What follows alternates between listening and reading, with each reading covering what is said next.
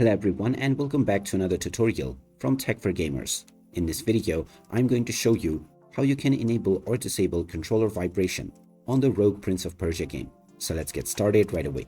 First of all, open up the Rogue Prince of Persia on your device and then you can continue playing from wherever you last left off. Now, if at any point of time you wish to disable the vibration on your joystick or gamepad, then in order to change this setting, just press the escape button on your keyboard or the start button on your joystick to pause the game. Then click on options, and now within the options page, go into accessibility. Then within accessibility, you will see various different options, including controller vibration.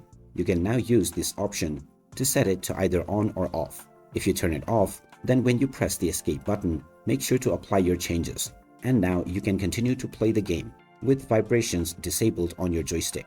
And if at any point you wish to change this once again and turn it back on, you can go back into the options page, and from accessibility, you can once again choose to turn it on. So there you have it. That is how easy it is to enable or disable vibration within your joystick on the Rogue Prince of Persia game. If you find this video helpful, don't forget to hit that like button and subscribe to our channel for more useful tips and tutorials.